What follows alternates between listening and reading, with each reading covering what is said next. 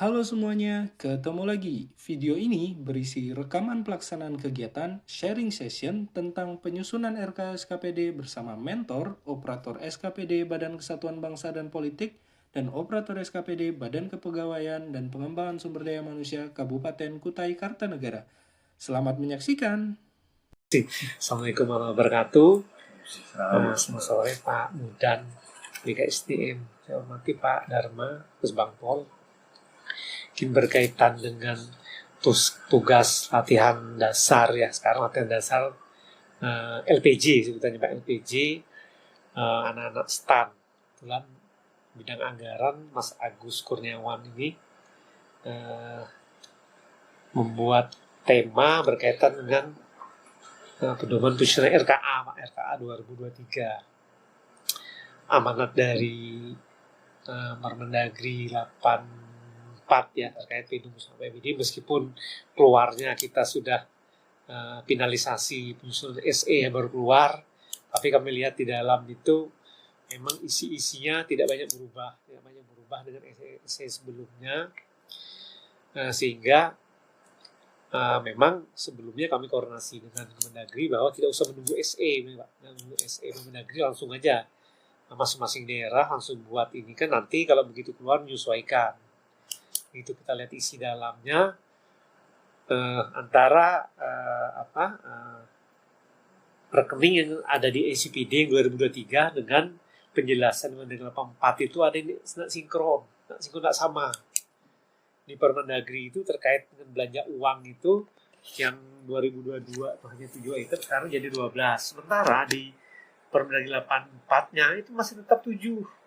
Jadi kami agak kebingungan nih berkaitan dengan RT, uang diserahkan kepada RT, pada Karang Taruna, pada Posyandu. Nah, itu agak bingung karena di Permendagri-nya kan. Sementara sosialisasi Mendagri itu kayaknya secara biasanya ada sosialisasi itu. Nah, sekarang kan malah kita dikirimi bahan sosialisasi ya, padahal belum sosialisasi. Jadi kami agak kebingungan kan. Mungkin tidak lanjut dari itu, Pak Mas Agus Kurniawan membuat tema ya, judul berkaitan dengan salah satu tugas ini berkaitan dengan penyusunan RKA SKPD, Pak ya.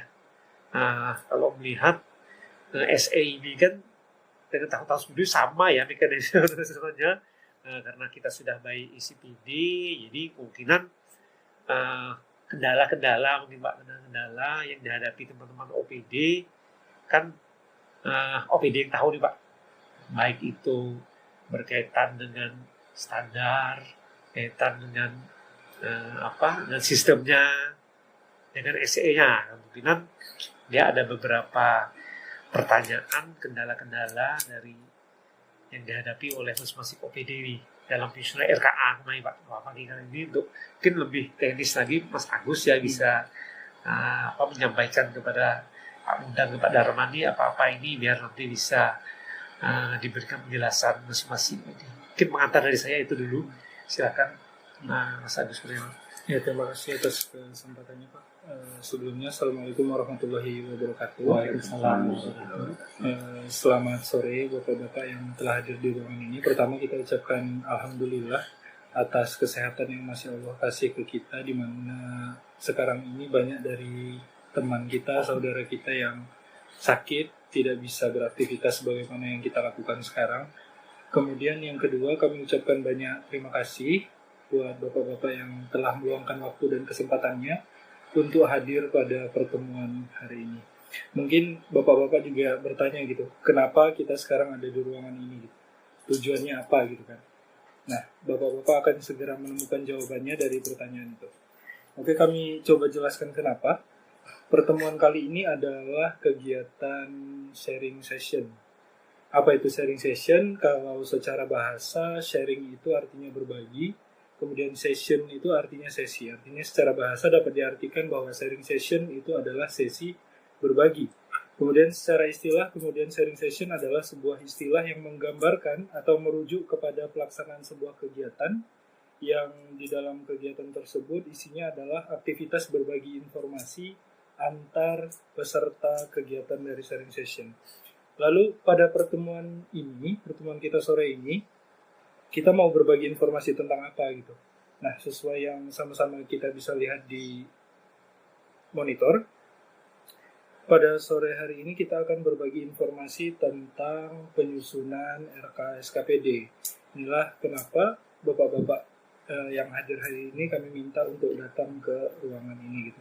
Oke, sebelum lebih jauh membahas mengenai penyusunan RKSKPD, mungkin saya akan memperkenalkan diri dan sedikit menjelaskan latar belakang kami. Perkenalkan, Bapak, nama kami adalah Gus Kurniawan. Sebelumnya kami tinggal di Provinsi Lampung, Kabupaten Pringsewu. Kemudian kami menempuh pendidikan terakhir di Politeknik Keuangan Negara STAN, jurusannya Manajemen Keuangan dengan program studi Diploma 3 Kebendaharaan Negara.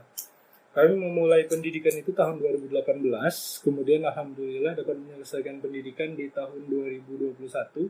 Nah, karena perguruan tinggi kami adalah perguruan tinggi kedinasan, maka setelah menyelesaikan pendidikan kami ditempatkan di berbagai instansi pemerintah yang tersebar di seluruh Indonesia.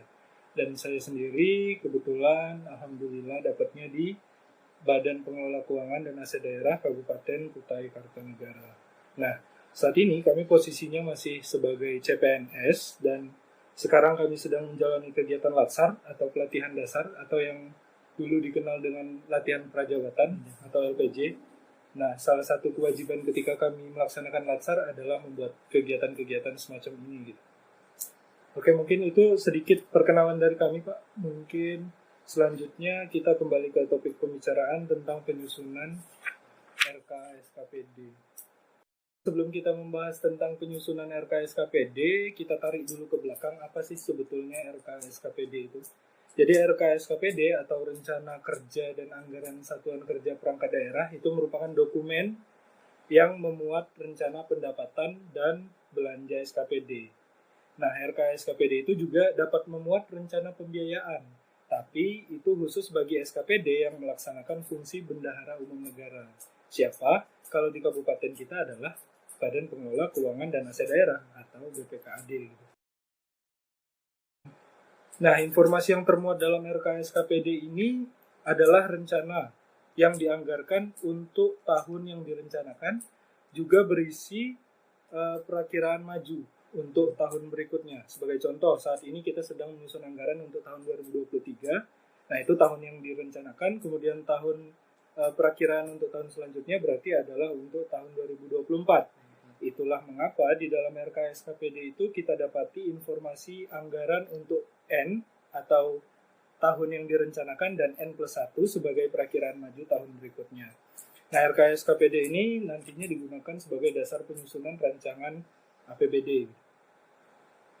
Selanjutnya mengenai penyusunan RK ini memedomani paling tidak itu 3 hal. Yang pertama adalah RKPD atau Rencana Kerja Pemerintah Daerah, kemudian yang kedua adalah Kebijakan Umum Anggaran dan Prioritas dan Plafon Anggaran Sementara atau KUPPAS, kemudian yang terakhir adalah Surat Edaran Bupati tentang petunjuk teknis penyusunan yang diterbitkan untuk tahun anggaran berkenaan.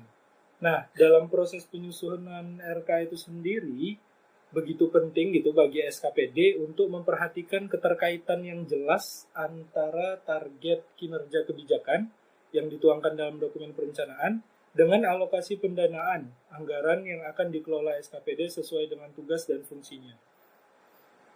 Kemudian penyusunan RK-SKPD ini menjadi tanggung jawab dari masing-masing kepala SKPD. Artinya kepala SKPD itu bertanggung jawab sepenuhnya atas keseluruhan materi yang dituangkan dalam RK-SKPD. Kepala SKPD kemudian memerintahkan pejabat dan staf untuk melakukan input gitu, penginputan RK-SKPD ke dalam aplikasi Sistem Informasi Pemerintahan Daerah atau SIPD Keuangan dengan berpedoman pada prinsip-prinsip peningkatan efisiensi, efektivitas, transparan, dan kemudian akuntabel. Lalu proses penyusunan dokumen RK-SKPD itu bagaimana? Kalau berdasarkan Permendagri nomor 77 tahun 2020 itu disebutkan bahwa proses penyusunan RK-SKPD mengandung informasi, aliran data, serta penggunaan dan penyajian dokumen yang dilakukan secara elektronik. Nah, seperti yang sudah kita sebutkan sebelumnya, bahwa dalam menyusun dokumen RKA, Kabupaten Kutai Kartanegara itu menggunakan aplikasi SIPD yang dikembangkan oleh Kementerian Dalam Negeri. Berbeda dengan beberapa kabupaten kota yang menggunakan aplikasi FMIS yang dikembangkan oleh BPKP gitu. Nah, selanjutnya mari kita sama-sama lihat bagaimana prosedur penginputan ataupun penyusunan RKSKPD pada aplikasi SIPD. Yang pertama, karena kita menggunakan aplikasi SIPD yang berbasis web browser gitu ya, maka kita butuh koneksi internet tentu.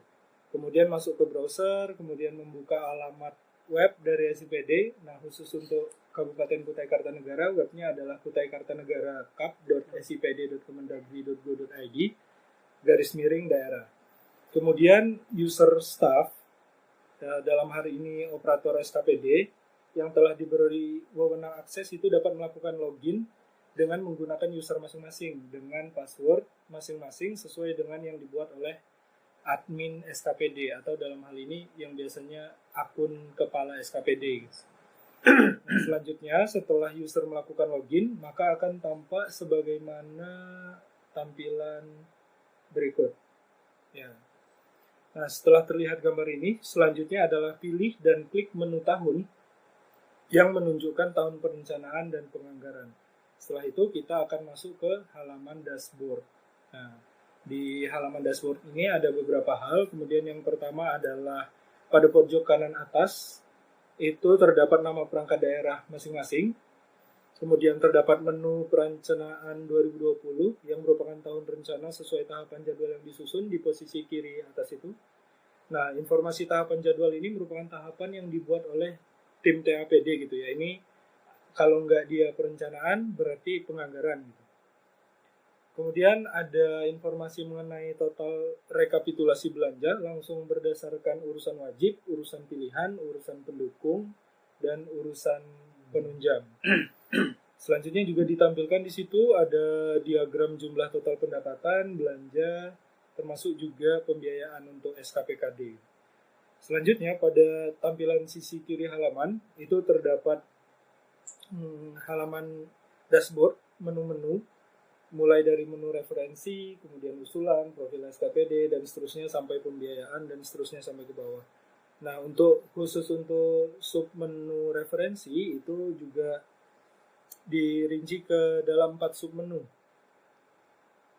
Nah, di sini ada submenu kegiatan, akun, sumber dana, dan standar harga di kiri atas ini.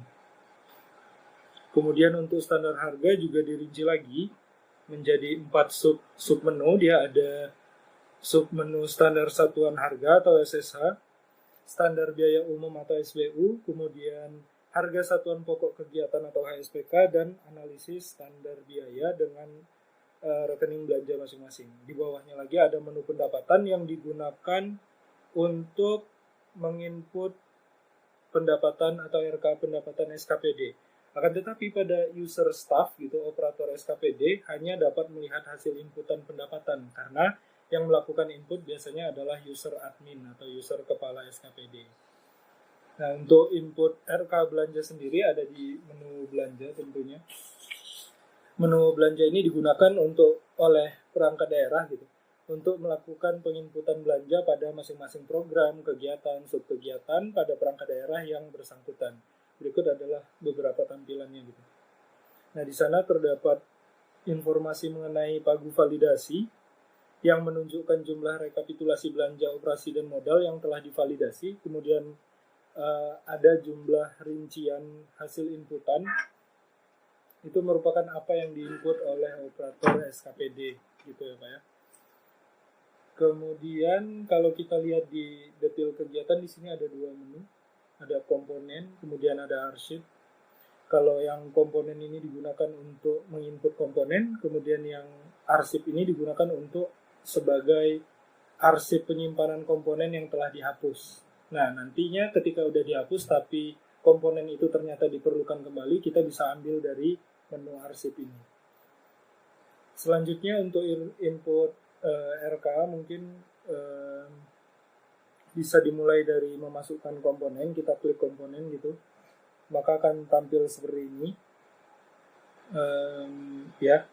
Pada form komponen ini, isian paling atas berisi pemaketan pekerjaan dan non pemaketan pekerjaan. Kita dapat memilih salah satu kategorinya gitu sebagai mana yang dibutuhkan. Kemudian kita juga di bawahnya kita bisa memilih jenis kegiatan, apakah dia pengadaannya pengadaan barang, kemudian pekerjaan konstruksi, jasa konsultansi, dan jasa lainnya. Nah, ini juga kita dapat memilih apakah yang kita gunakan ketika pengadaan itu swakelola atau tender atau yang lainnya gitu.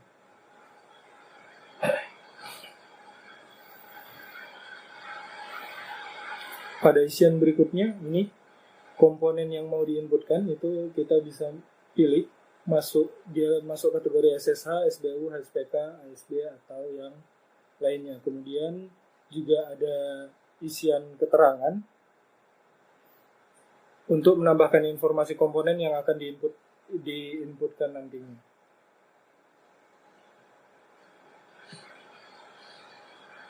Nah, selanjutnya kita juga sebagai operator SKPD itu dapat memilih apakah ada pajak atau tidak, ada tambahan pajak, serta satuan volumenya yang seperti ini.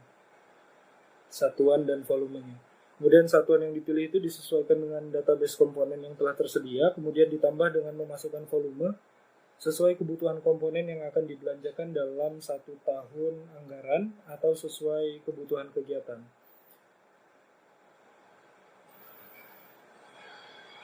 Nah, sebagaimana yang sudah saya sampaikan di atas tadi, bahwa dalam beberapa kondisi itu terdapat beberapa komponen yang dikoreksi volumenya gitu.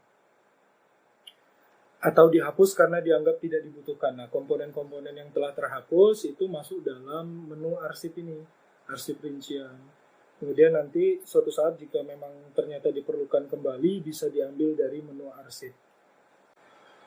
Nah, kemudian setelah tadi untuk semua komponen diisi, untuk semua rincian belanja diisi, maka tampilan yang dokumen hasil dari penginputan itu akan tampil sebagai berikut.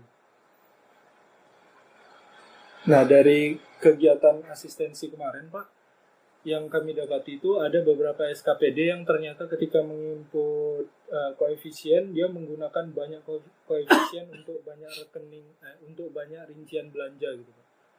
Padahal, jadi Kukar ini kan merupakan satu daerah yang mempunyai kebijakan penetapan pagunya itu bukan berdasarkan rincian belanja yang diinput. Jadi berdasarkan pemberian pagu atau pagu yang dialokasikan untuk masing-masing subkegiatan. Nah, di beberapa daerah itu memang ada yang ketika mereka merencanakan APBD untuk tahun yang direncanakan, masing-masing SKPD itu dikasih pagu total untuk SKPD. Kemudian masing-masing dari SKPD itu merincikan belanjanya untuk masing-masing subkegiatan, baru nanti total dari rincian yang sudah mereka buat itu ditetapkan sebagai pagu total mereka. Nah, sedangkan di Kukar kan kebalikan dari itu ya Pak ya. Kita kan dikasih pagu, subkegiatan ini sekian, subkegiatan ini sekian, subkegiatan ini sekian, ditetapkan pagunya, baru kemudian kita mengisi rincian. Nah, akhirnya karena kebijakannya seperti itu, ketika mengisi komponen atau merinci belanja itu, kan kita berdasarkan SSH. Pasti itu akan terjadi yang namanya tidak klop gitu pagunya. Tidak rincian belanja yang diinput itu tidak mencapai total pagu yang telah ditetapkan. Kemudian bisa jadi kurang ataupun malah bisa jadi lebih dari pagu yang ditetapkan. Karena kan SSH kita itu angkanya tidak selalu bagus gitu ya Pak ya. Kadang misalnya untuk belanja barang A nilainya itu keriting gitu di SSH, misalnya nilainya 9.533 sekian gitu untuk satu item. Nah, akhirnya yang terjadi adalah penggunaan koefisien belanja. Memang sebetulnya fasilitas koefisien ini disediakan oleh Kemendagri gitu untuk mengakomodir kebijakan penyusunan anggaran yang berbeda-beda di setiap daerah. Akan tetapi yang terjadi kadang SKPD itu berlebihan gitu Pak menggunakan fasilitas ini. Artinya terlalu banyak gitu menggunakan koefisien untuk banyak rincian belanja dalam satu subkegiatan. Padahal yang sebaiknya dilakukan oleh SKPD ketika menyusun RK belanja ini, ketika mengisi komponen, ketika menginput itu adalah meminimalkan penggunaan koefisien, atau bahkan jika memungkinkan untuk tidak menggunakan koefisien itu jauh lebih bagus gitu. Karena memang sebelumnya Kukar sempat dapat teguran juga ya Pak dari Kemendagri gitu, tentang penggunaan fasilitas koefisien ini yang terlalu banyak gitu di dalam satu sub kegiatan. Nah, Agus tadi udah coba bincang dengan Pak Ewin. Pak Ewin bilang sebaiknya SKPD itu ketika akan menggunakan koefisien ini untuk mengklopkan pagu itu dikumpulkan dalam satu rincian belanja aja gitu Pak. Jadi ketika dalam satu sub kegiatan itu kan banyak rincian belanja. Nah, maksimal dalam satu sub kegiatan itu hanya ada satu rincian belanja yang menggunakan koefisien, artinya yang angkanya keriting, yang 0, sekian gitu setelah ini di bagian koefisien sini. Ya. Mungkin sepotong dulu. Ya, mungkin gini. Idealnya terkait dengan penyusunan RKA ini memang di SIPD itu memang ada dua pilihan. Pertama di RKPD, yang kedua di PPAS. Nah, kita ke depannya maunya memang ini kita rinci di RKPD itu pun istilahnya pra-RKA. Jadi nanti disusun dulu belanjanya dikumpulkan semua. Begitu terakhir yang mana yang ada OPC-nya itu yang kita nanti. Jadi mungkin di satu OPD mungkin ada satu sub kegiatan, satu rekening belanjanya dikoefisienkan karena sudah mulai awal. Nah, ini memang kita kemarin nyusun baru tahun ini nyusun RKPD itu rincinya di RKPD. Mungkin di tahun 2022 ini kayaknya belum bisa maksimal juga karena yang sesuai RKPD angkanya berapa, setelah itu ada penambahan terkait dengan informasi dari Kementerian Keuangan terkait dengan DBH kita kan naik drastis dari yang angka RKPD dengan di rancangan APBD itu naik drastis kan hampir 2 triliunan naiknya. Akhirnya kita agak kesusahan untuk mengatur pemberian pagu di awal supaya nanti tidak terjadi terkait dengan koefisien. Memang agak berat memang kalau penyebaran pagu itu tidak didahului dengan pra-RKA dulu. Maksudnya pra-RKA itu maksudnya OPC sudah nyusun, begitu ada sisa, sudah kita potong sisanya, maksudnya berapa. Jadi semua klop. Nah, cuma memang dengan kondisi gini agak berat memang koefisien pasti ada terjadi. Kemungkinan dengan tahun yang ini dari awal dulu kemungkinan masing-masing kegiatan malah di rekening harus ada koefisien. Nah, ini coba kita minimalisir, kita kurangi lah paling tidak di satu subkegiatan itu 1 atau berapa. Kayaknya sekarang sudah agak sedikit nih. Agak sedikit. Kalau kemarin pertama 2022 murni kan agak banyak tuh memang karena agak susahan teman-teman OPD untuk melakukan pagu dengan rincian belanja. Mungkin itu tambahannya. Ya, terima kasih Pak Yadi atas tambahannya. Mungkin itu juga yang dapat Agus sampaikan pada sore ini. Pak ya, kalau kami memang dari awal saya sendiri yang saya biarkan masing-masing user input, saya sampaikan ke mereka nanti penggunaan koefisien saya yang handle. Jadi coba di satu rekening di satu kegiatan. Memang dari awal kami seperti itu. Jadi kami tidak banyak rekening, jadi cuma satu yang menggunakan koefisien. Kadang-kadang supaya menyesuaikan, kadang-kadang kita kurangi, misalkan di perjalanan dinas kita naikkan, kita rubah supaya bisa meminimalkan betul. Jadi kalau satu OPD itu kemungkinan di satu subkegiatan aja Pak ya. Apalagi satu subkegiatan itu sudah. Jadi satu subkegiatan tuh satu rekening. Paling tidak satu gitu ya. Iya, satu rekening. Karena pembagian pagunya kan dari awal tuh Pak. Betul. Jadi agak kesulitan. Kalau tahun sebelumnya kan belanja fotokopi Rp500. Jadi lebih mudah. Kalau sekarang kan ada keritingnya tadi. Jadi lebih susah. 680 ya. Iya. Jadi sebenarnya sudah agak kesulitan memang untuk supaya angkanya benar-benar bulat klop. bulat ya. Kecuali tadi kita per RKA dulu, cuma perlu waktu. Kalau per RKA tuh harusnya per RKA itu panjang waktunya di RKPD sebetulnya. Kalau sudah di ranahnya penganggaran, PPHS waktunya belum lagi tambahan saya dibilang apalagi 2023 ini apa tuh saya bisa nggak bingung nggak bisa menganalisis hal-hal Kalau dari saya, ya cerita dari awal tadi, memang untuk pagu anggaran kan bukan kebalikan tadi ya, Iya, kebalikan. dari daerah-daerah lain. Memang idealnya seperti yang daerah lain itu. Jadi apa yang di input itu nanti yang menjadi pagu anggaran. Jadi memang kalau ditarik ke belakang, rancangan awal Renja OPD itu berdasarkan pada Rensa yang disusun ya, betul hasil Rensa yang kami susun selama 5 tahun. Jadi awalnya pasti ngambil dari situ berapa. Dan memang kelemahan dari Rensa ini juga main tebak aja. Tebak Kita aja. ini sekian ratus juta Iya. dengan peserta. Memang kita beberapa tahun sebelumnya ada kalkulator ASB KSB yang menghitung misalnya jumlah peserta 100 orang, terus orang kemudian bangunan sekian meter, dan sekian unit, ada kalkulatornya. Jadi pagunya ditentukan dari sana. Dan Iya. komponen belanjanya pun sudah ditentukan, ada batas atas, ada batas bawah. Nah, cuma itu yang mungkin dalam penyempurnaan oleh bidang aset. Iya. Katanya kemarin si Pak Tony itu kan, betul di kedepannya mungkin harapan kita bisa seperti itu, sehingga juga meminimalisir terjadinya pergeseran-pergeseran. ya Kadang kan itu yang kesulitan di betul bidang anggaran Iya, ya, betul. teman-teman OPD geser. Nah, makanya kalau di kami di Bank itu menghindari yang bergeser itu, Pak. Jadi sudah bagus sekian, ya itu sudah. Kecuali memang darurat atau memang tidak bisa, itu ya mau Ya. nggak mau memang harus geser. Karena saya juga dalam sistem ini kita juga memahami kawan-kawan di anggaran kalau kita namanya geser-geser itu tidak semudah kayak dulu. jadi semudah betul Makanya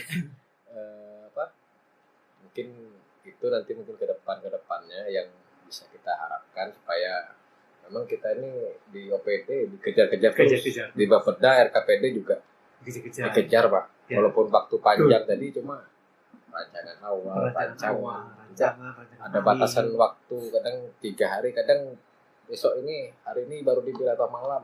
Ya. Terus selesai sekian, jadi OPD kadang kerimpungan kan, belum lagi kita tarik ke penganggaran. Penganggaran kan kita memang dikejar waktu, memang sudah waktu. betul Harusnya yang di RKPD tadi ada tadi kan sudah berjalan tahun ini, Pak ya. ya Jadi, iya di penganggaran itu saya kira tidak terlalu dia terlalu lagi lah inilah. sudah Artinya tinggal penyesuaian, terutama mungkin ya terkait terkait kenaikan harga, kenaikan harga terutama yang banyak di situ mungkin kayak BBM-nya tadi ya kan. BBM Sementara di SSA tidak mengalami kenaikan. kenaikan harusnya harusnya SSA mengikuti itu karena gitu, agak baik. jauh memang jauh naiknya sih dari- sebenarnya jauh ya kita ada tol, ada segala macam, di bensin sudah, apalagi kalau kita ke bandara ya sudah 600 itu 600 berapa? Sudah 800 sekarang kalau 800. abang tol kan, kalau Iya, kita charter iya. mobil udah lewat seperti itu. Nah, kemudian kendala-kendala juga yang dihadapi, kalau jaringan kan tidak usah kita masukkan lah, itu kan betul itu memang udah sudah umum lah bahasa di Indonesia semuanya ya, kan. bahasa Indonesia Itu. Nah, kemudian juga terkait format rekening, terutama penempatan rekening. ya Memang dalam SPD kan kita tidak seperti manual, bisa ketik rekening ini rekening ya muncul ini yang kita mau. Nah, di SPD kan kadang rekening yang kita mau begitu diklik komponennya kosong. kosong karena belum ada usulan Ya, Dan contohnya terakhir standar. saya asistensi dengan Pak Yadi kemarin kayak rekening belanja paku ruang meja kursi meja kursi tunggu tamu. ya Nah, itu harusnya di belanja modal, belanja Belanja mebel, tapi begitu di belanja mebel tidak menemui yang menemui komponen itu, komponen sehingga itu, ya.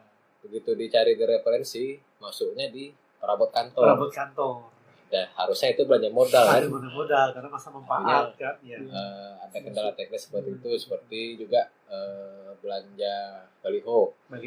Baliho harusnya sama kayak spanduk di bahan cetak. Nah, ternyata di SCPD dia masuknya di alat tulis kantor. Nah, mungkin itu salah satu kendala di dalam penyusunan. Nah, kalau penyusun masalah SSA kan kami bisa mengusulkan juga apa-apa belanja yang ini. Memang di SCPD kadang yang ada di tahun ini, di tahun depan belum tentu ada lagi. Kemarin saya sudah mengusul juga kaset apabila ini sudah mungkin kami usulkan. Nah, mungkin di 2023 tolong di tahun selanjutnya tetap diikutkan. Contohnya kami kemarin pengadaan alat tes narkoba itu sudah kami usulkan sejak perubahan 2021. Kemudian 2022 memang tidak membeli. Perubahan 2022 ini mau membeli ternyata tidak muncul standarnya. Padahal tahun lalu sudah dengan harga yang kurang lebih sama kan Pak. Jadi terpaksa kami harus mengusulkan lagi. 2023 kemarin penginputan seperti itu lagi muncul lagi. Tiap tahun mesti usul. Jadi saya usul ke Aset bahwa apabila ini memang kan kami perlu terus menerus kan. Jadi setiap tahun kan dilaksanakan karena barang habis pakai kan. Jadi perlu pembelian secara kontinu gitu kan. Jadi sarankan ke Aset kemarin tentunya untuk belanja yang usulan SSH ini kalau dia belanja barang habis ya tolong diikutkan lagi sehingga kami pun tidak berulang dalam pengusulan. Kemudian terkait koefisien memang ini satu masalah ini memang dari awal biasanya saya itu koefisien menemui di listrik ya belanja listrik yang sering pakai koefisien. Kalau di belanja itu alhamdulillahnya nggak ada. Kalau untuk tahun 2023 nggak ada menggunakan koefisien. Jadi selisih yang di fotokopi itu kan 680 ya, saya harus pengalinya ini yang genap misalnya 1000 betul. 900 kalau dia 920 lembar pasti ada ketemu. Jadi di situnya diinikan nanti dicarilah misalnya ada di kegiatan itu kan ada pembelian pulpen plastik. Nanti cari selisihnya berapa harganya bagi nanti cari di SSA yang mana map harga segini. Saya biasanya seperti itu Pak untuk mengakali koefisien muncul kalau dia pas yang lain ada. Kalau dia selisih cari dulu kalikan dulu. Kami materai kadang-kadang dikombinasikan cari supaya dapat 0 gitu. Kecuali kalau udah bisa lagi mentok baru pakai koefisien. Coba rata-rata kalau saya ketemu Pak kecuali listrik itu karena dia memang keriting kan. Listrik itu per kilo kWh-nya itu udah harga per kWh-nya keriting, jadi dikali berapa ini. Mungkin itu aja dari saya Pak. Mungkin makasih Pak Dharma atas kesediaannya untuk merangka penyelesaian tugas-tugas Mas Agus terkait dengan Lasar ini ya. Mudah-mudahan tugasnya sukses dan Mas Agus ini memang udah dapat kan uang sakunya kan? Nah, tadi misalnya dapat ya? Tadi di CMS kan. Memang calon-calon ganti kami nanti di anggaran. Nah, tadi masalahnya adalah Seorang mah ada kita sini. Seorang. Saya di Samarinda Di Aset 2, di Potensi 2. Kami adanya nih. Gini itu aja Pak. Saya akhiri. Assalamualaikum warahmatullahi wabarakatuh.